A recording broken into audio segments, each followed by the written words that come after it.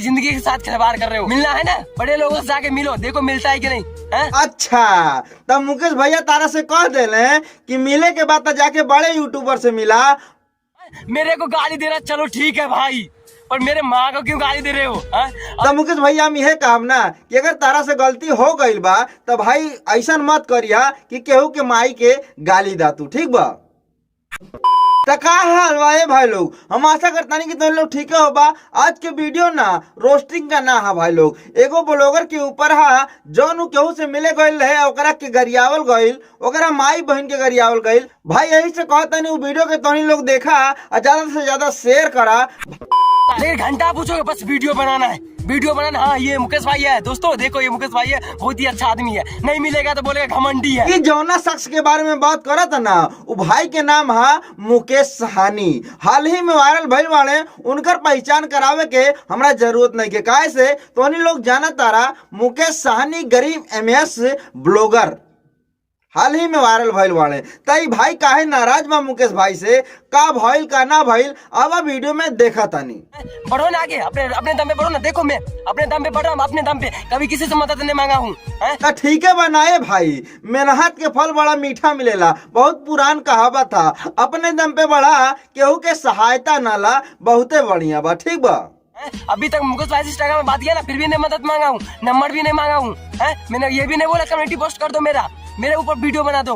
यार हमारा समझ में ही नहीं आवत, जब तू मुकेश भाई से कोनो मदद नहीं खे मंगला, खुदे बढ़ल बाड़ा, मुकेश भैया से नंबर नहीं खे मंगला, तब तू नाराज कौन बात है बाड़ा, बतावा? जिंदगी के साथ खिलवाड़ कर रहे हो। मिलना है ना, बड़े लोगों से जाके मिलो, देखो मिलता है कि नहीं है? अच्छा, तब मुकेश भैया तारा से कह देले कि मिले के बाद जाके बड़े यूट्यूबर से मिला, देखा मिला तारे कि ना मिला तारे। एक मतलब कि मुकेश भैया तारा से मिलने ना, तार वीडियो ना बनवेले, ये कहल चाहता ना। लेकिन भाई ऐसा नहीं के बा, मुकेश भाई के घर पे ना डेली 25 गो 30 गो 40 गो मनई रहे, सबकर वीडियो बनवावे और जितना हो सकेला सबके मदद करे, ठीक बा? और तोहरा से का कहले कि जौन तू इतना नाराज बाड़ा, बतावा मर्दे, खुल के बतावा, डेरा मत, ठीक बा? मेरे को दिन दहाड़े खुले आम मेरे माँ को गाली दे रहा है। काहे झूठ बोला तारा भाई? मुकेश भाई ऐसा नहीं खे, मुकेश भाई से हम मिलल बानी यार, बेन बेजाही के। उतारा महतारी के काहे करिए है? तू उतना दूर से आइल रहला मिले, तब कोनो बात भइल होई ना, तब नु गरिले होई है। अगर गरिले होई है तो ना, तो हमारा फुल विश्वास बा भाई कि एगो यूट्यूबर जेकरा घर पे 40 गो 50 गो आदमी डेली आवत रे मिले, वो दूसरा के गाली कैसे दे सकेला यार? भाई लोग तोनी लोग बतावा यार, कमेंट करके बतावा कि भाई सही बोलता कि झूठ बोलता।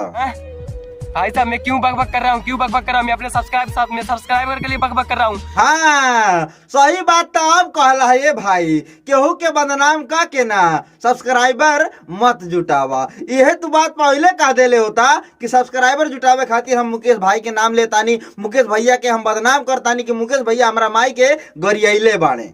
अपनी माँ का गाली सुना यहाँ पे आया हूँ। मैं अपनी माँ का गाली सुनाने के लिए यहाँ पे आया हूँ। अब हमरा से बर्दाश्त नहीं क्यों, ठीक बा? हमरा लागत गुस्सा, और ज्यादा गुस्सा लाग जाई ना तो कूद के सरवा ऐसा पेलम ना कि मुँह देना खून आ जाई। सरवा कब से कहते रे माई के गाली देले बा, माई के गाली देले बा, सरवा सब्सक्राइबर जुटावे खातिर ये कुल कहवे रे। मेरे को गाली दे रहा, चलो ठीक है भाई, पर मेरे माँ को क्यों गाली दे रहे हो? तई बात तो सही कहला भैया कि अगर तोहरा के गरियावे के बाद तो गरिया ले ले होते हैं, लेकिन तारा माई के ना गरियावे के चाहिए। तो मुकेश भैया हम यह काम ना कि अगर तारा से गलती हो गई बा तो भाई ऐसा मत करिया कि केहू के माई के गाली दा तू, ठीक बा? मुकेश भाई ये वीडियो देख रहे हो ना, तो आपको ये वीडियो कमेटी पोस्ट भी करना पड़ेगा।